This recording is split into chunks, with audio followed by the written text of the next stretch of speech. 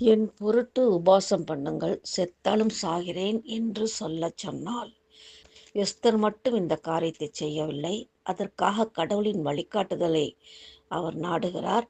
தன்னுடன் உபாசம் செய்யவும் ஜெபிக்கவும் தன் மக்களை அழைக்கிறார். பின்னர் தைரியத்துடனும் நம்பிக்கையுடனும் அரசவைக்கு சென்றாள் எஸ்தர்.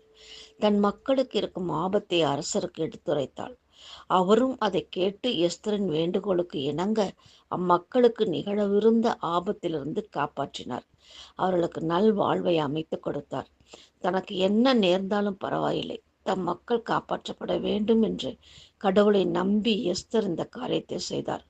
கடவுளும் இந்த காரியத்தை அவர்களுக்கு வாய்க்கச் செய்தார்.